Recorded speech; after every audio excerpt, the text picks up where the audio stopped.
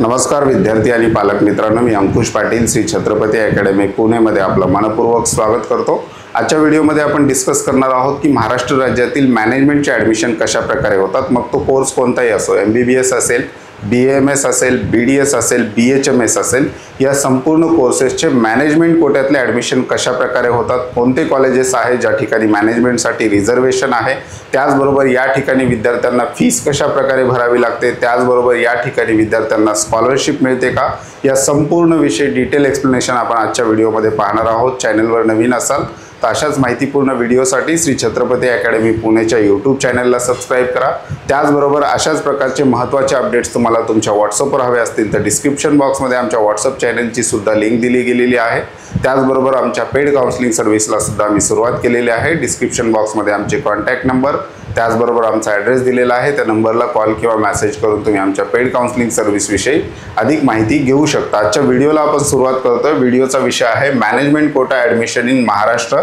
याच्यामध्ये आपण पाहणार आहोत की MBBSचे ॲडमिशन कशा प्रकारे, BAMS, BDS, BHMS आणि साधारण या ठिकाणी विद्यार्थ्यांना मॅनेजमेंट कोट्यासाठी ॲडमिशन घेण्यासाठी फीस कशा प्रकारे लागणार आहे आणि किती मार्क्सची आवश्यकता आहे याविषयी डिटेल आपण पाहणार आहोत। एक स्लाइड आपण सुरुवात करूयात की महाराष्ट्र राज्यामध्ये असे कोणते कॉलेजेस आहेत ज्या ठिकाणी मॅनेजमेंटच्या सीट रिझर्व्ह असतात की ज्या ठिकाणी विद्यार्थी मॅनेजमेंटचे ॲडमिशन घेऊ शकतात। महाराष्ट्र राज्यातील कॉलेजचा प्रकारचा जर आपण विचार केला तर महाराष्ट्र राज्यामध्ये किती प्रकारचे कॉलेज आहेत वेगवेगळ्या कोर्सेससाठीचे, तर महाराष्ट्र राज्यामध्ये गव्हर्नमेंट कॉलेज आहेत, प्लस यालाच आपण गव्हर्नमेंट ॲडेड सुद्धा कॉलेज या ठिकाणी ॲड करू शकतो। याला एकत्रित आपण गव्हर्नमेंट कॉलेजेस असं म्हणतो।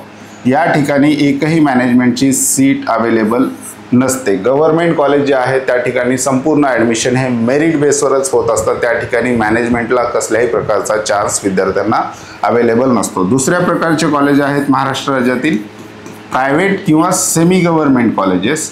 या ठिकाणी मात्र 15% सीट या इन्स्टिट्यूशनल कोट्यासाठी राखीव असतात, म्हणजेच मॅनेजमेंट कोट्यासाठी अवेलेबल असतात। म्हणजे महाराष्ट्र राज्यातील जे काही प्रायव्हेट किंवा सेमी गव्हर्नमेंट कॉलेजेस आहेत या ठिकाणी मात्र मॅनेजमेंटच्या सीट अवेलेबल असतात।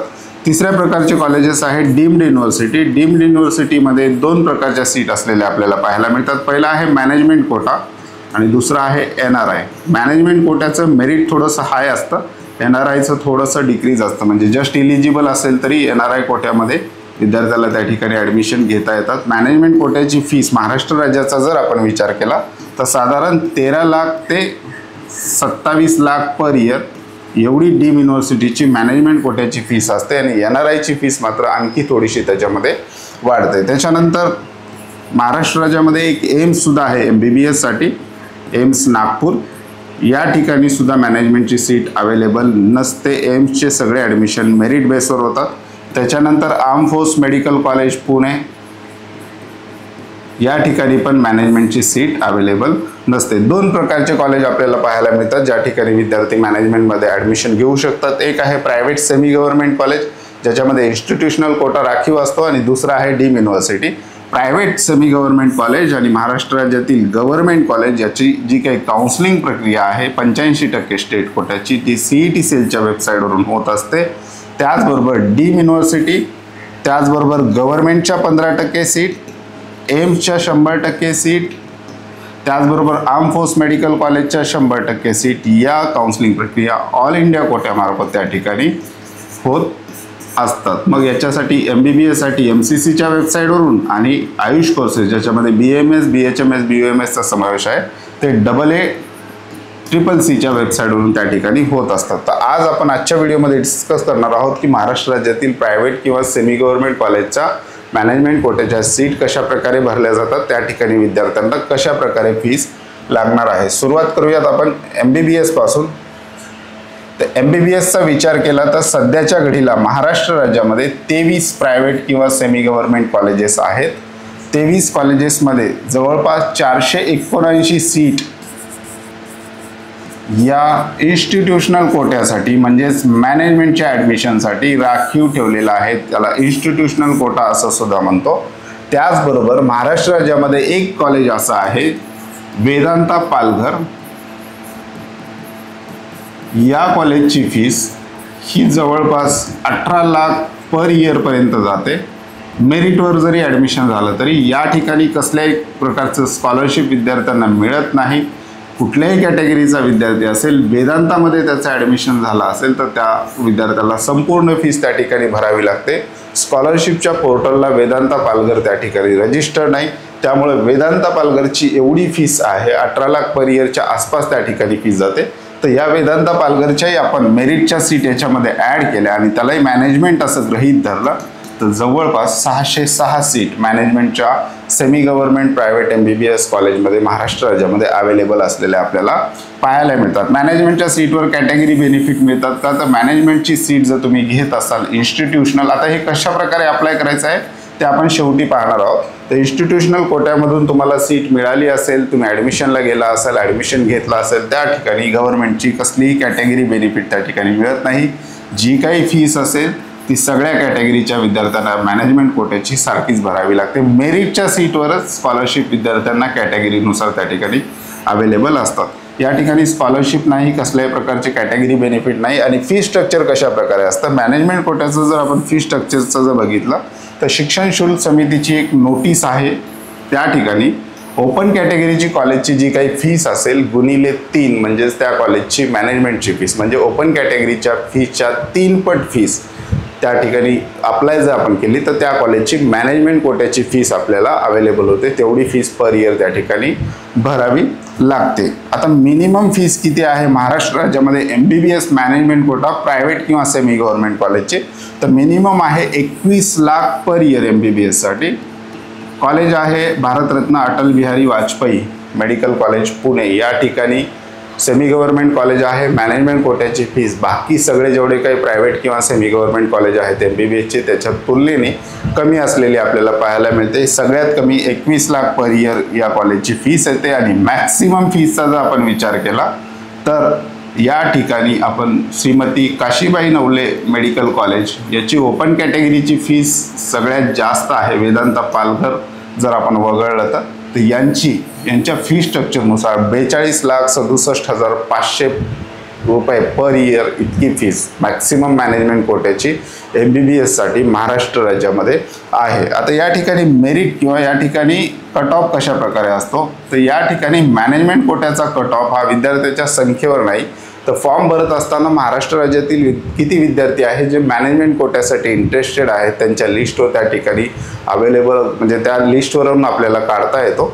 तरी आपण असं म्हणू शकतो की नीटचा इलिजिबिलिटी क्रायटेरिया जो काही येईल ओपन कॅटेगरीचा किंवा कॅटेगरीचा, याच्यामध्ये 10 ते 20 मार्क्स जर आपण ॲड केले तर मॅनेजमेंटची सीट त्या ठिकाणी मिळते। म्हणजे जवळपास 180च्या पुढे मार्क्स असेल तर सहज महाराष्ट्र राज्यामध्ये MBBSला मॅनेजमेंट कोट्यामध्ये ॲडमिशन कुठे ना कुठे मिळू शकतं त्या कॉलेजच्या याच्यानुसार। आता जेवढी फीस कमी तिथे मेरिट थोडंसं जास्त लागतं, जेवढी फीस जास्त तिथे मेरिट थोडंसं कमी लागतं। आता आपण पुढच्या कोर्सला जाऊयात BAMS साठी। BAMSचं मॅनेजमेंट कोट्याचं कशा प्रकारची स्थिती महाराष्ट्र राज्यातील प्रायव्हेट किंवा सेमी गव्हर्नमेंट कॉलेजेसमध्ये आहे, तर BAMSचे जवळपास महाराष्ट्र राज्यामध्ये 104 प्रायव्हेट किंवा सेमी गव्हर्नमेंट कॉलेजेस आहेत। टोटल मॅनेजमेंटचं सीट BAMS साठी किती आहेत तर 1170 मॅनेजमेंटसाठी या ठिकाणी सीट राखीव ठेवण्यात आलेल्या आहेत। याही ठिकाणी कॅटेगरी बेनिफिट मिळत नाहीत, याही ठिकाणी स्कॉलरशिप मिळत नाही, याही ठिकाणी फीस 3 टाइम्स म्हणजेच ओपन कॅटेगरीची जी फीस आहे गुणिले 3 म्हणजेच त्या कॉलेजची मॅनेजमेंटची फीस त्या ठिकाणी होत असते। मिनिमम फीसचा BAMS महाराष्ट्र राज्यात मॅनेजमेंटचा जर तुम्ही विचार करत असाल तर minimum fees 5.5 lakh per year ते maximum fees 8 lakh per year पर्यंत पण काही कॉलेजेसच्या त्या ठिकाणी जात असतात। याच्यात हॉस्टेल मेसचा समावेश नाही। मी ज्या काही फीस सांगतोय त्या टोटल ट्युशन फीस आणि एक्झाम फीस सांगतोय। हॉस्टेल प्लस मेस हा खर्च पुन्हा त्याच्यामध्ये वेगळा येणार आहे। पुढचा कोर्स आपण पाहूयात BDSचा जर आपण विचार केला तर जवळपास महाराष्ट्र राज्यामध्ये 25 प्रायव्हेट सेमी गव्हर्नमेंट कॉलेज आहे, त्याच्यामध्ये एक मुस्लिम मायनॉरिटीचं कॉलेज आहे Rangoonwala. 25 semi government private BDS कॉलेजेसमध्ये जवळपास 360 इन्स्टिट्यूशनल कोटा किंवा मॅनेजमेंट कोट्याच्या सीट या ठिकाणी रिझर्व आहेत। मिनिमम फीस 7,23,000 पर इयर तर मॅक्सिमम फीस 10 ते 12 लाख पर इयर पर्यंत जाते। परंतु BDS या कोर्सला मॅनेजमेंट कोट्या इन्स्टिट्यूशनल कोट्यामधून अप्लाय करणारे BDS साठी स्पेशल विद्यार्थ्यांची संख्या कमी असल्यामुळे या फीसमध्ये कॉलेज तुम्हाला निगोशिएशन अवेलेबल करून देतं पहिल्या आणि दुसऱ्या राऊंडला. तिसऱ्या राऊंडला विद्यार्थी कुठेच नंबर न लागल्यामुळे BDSकडे येत असतात, त्याच्यामुळं तिसऱ्या राऊंड नंतर यांचं निगोशिएशन होत नसतं. मग जी काही फीस आहे ती वाढत जाते. परंतु जे विद्यार्थी खूप कमी मार्क्स आहेत, BDS घ्यायचा आहे, पहिल्या राऊंडलाच इन्स्टिट्यूशनल कोट्यातून त्यांनी जर ट्राय केलं तर ही जी काही फीस आहे निगोशिएशन कॉलेज त्या ठिकाणी करून देत असतं. त्याच्यानंतर आपण पुढच्या कोर्सला जाऊयात. BHMSसाठी होमिओपॅथीसाठी जवळपास 36 BHMS कॉलेज प्रायव्हेट किंवा सेमी गव्हर्नमेंट महाराष्ट्र राज्यामध्ये आहे. 417 सीट अवेलेबल आहेत. फीस स्ट्रक्चरचा जर आपण विचार केला तर 2.5 लाख ते 4 लाख पर इयरमध्ये तुम्हाला IQ कोटा इन्स्टिट्यूशनल कोट्यामध्ये BHMS मिळू शकतं. BHMSच्या फीसमध्ये सुद्धा कॉलेज तुम्हाला निगोशिएशन त्या ठिकाणी करू शकतं. आणि जेवढे काही कोर्सेस मी मॅनेजमेंट कोट्याचे सांगितलेले आहेत त्याच्यामध्ये जो काही कट ऑफ आहेत, मार्क्स आहेत, 180, 190 किंवा त्याच्याही पुढे थोडेफार मार्क्स आले तरी विद्यार्थ्यांना मॅनेजमेंट कोट्यामध्ये महाराष्ट्र राज्यामध्ये ॲडमिशन मिळू शकतं. किंवा नीट जस्ट इलिजिबल झालेला विद्यार्थी, आपल्या कॅटेगरीचा जो काही नीटचा इलिजिबिलिटी क्रायटेरिया आहे तो जरी विद्यार्थ्यांनी पूर्ण केला तरी त्या ठिकाणी ॲडमिशन होत असतं. आता मॅनेजमेंट कोट्यासाठी विद्यार्थ्यांना अप्लाय कसं करायला लागतं, त्यासाठी काही वेगळा फॉर्म आहे का ते सुद्धा आपण पाहूयात. त्यासाठी कुठलाही वेगळा फॉर्म नाही. नीटची एक्झाम झाल्यानंतर CET सेलची जेव्हा प्रवेश प्रक्रिया स्टेट कोट्याची चालू होत असते, सगळ्या विद्यार्थ्यांना त्या ठिकाणी एकच फॉर्म भरावा लागतो.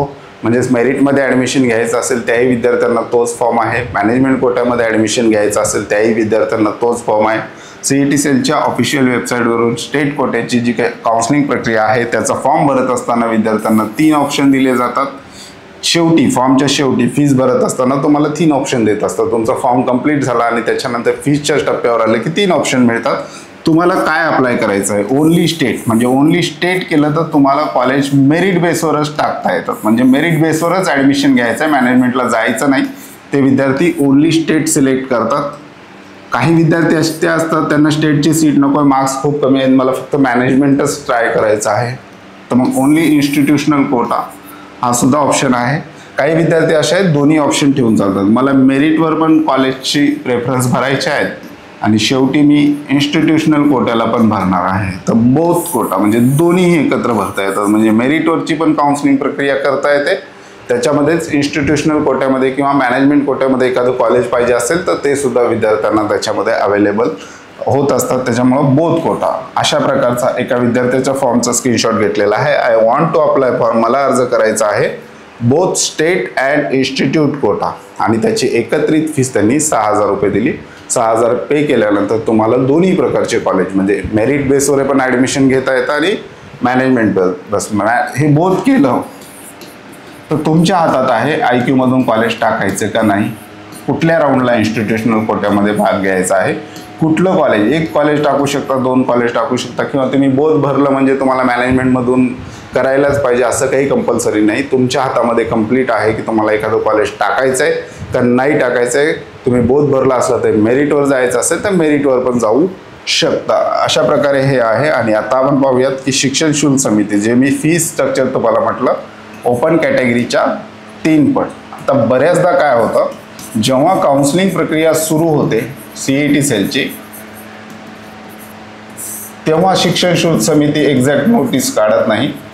पहिल्या राऊंडला जवळपास सगळे कॉलेज हे 5 पट फीस डिमांड करत असतात, विशेषतः BAMSच्या बाबतीत. आणि दुसऱ्या तिसऱ्या राऊंडला मात्र मग शिक्षण शुल्क समिती अशा प्रकारची नोटीस काढत असते.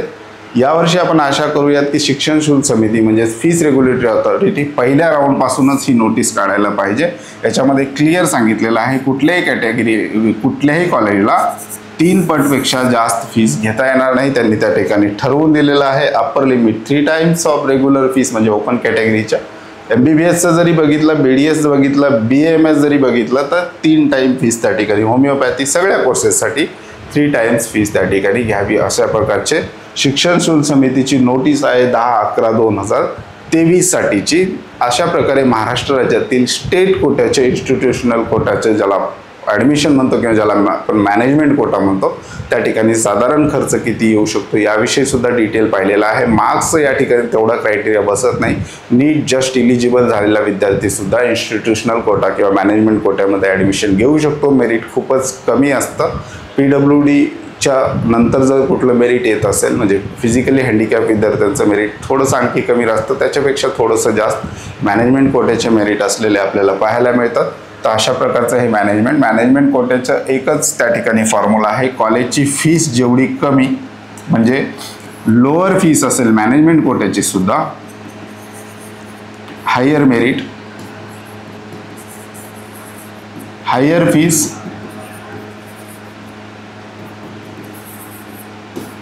लो मेरिट, अशा प्रकारचं मॅनेजमेंट कोट्याचं या ठिकाणी हे सूत्र आहे. येणाऱ्या काळामध्ये आपण पुढच्या व्हिडिओमध्ये पाहणार आहोत की डीममधले मॅनेजमेंट कोटा आणि येणाऱ्या कोट्याचे ॲडमिशन कशा प्रकारे होणार आहेत. चॅनलवर नवीन असाल तर अशाच माहितीपूर्ण व्हिडिओसाठी श्री छत्रपती अकॅडमी पुणेच्या यूट्यूब चॅनलला सबस्क्राईब करा. अशाच प्रकारचे महत्त्वाचे अपडेट्स तुम्हाला तुमच्या व्हॉट्सअप हवे असतील तर डिस्क्रिप्शन बॉक्समध्ये व्हॉट्सअप चॅनलची सुद्धा लिंक दिली गेलेली आहे. पेड काउन्सिलिंग सर्व्हिसमध्ये सहभागी व्हायचं असेल तर डिस्क्रिप्शन बॉक्समध्ये कॉन्टॅक्ट नंबर त्याचबरोबर ॲड्रेस दिलेला आहे. त्या नंबरला कॉल किंवा मेसेज करून तुम्ही आमच्या पेड काउन्सिलिंग सर्व्हिसविषयी अधिक माहिती घेऊ शकता. तुर्तास आजच्या व्हिडिओमध्ये आपण इथेच थांबतोय. पुन्हा भेटूयात आणखी एका नव्या आणि माहितीपूर्ण व्हिडिओमध्ये. धन्यवाद.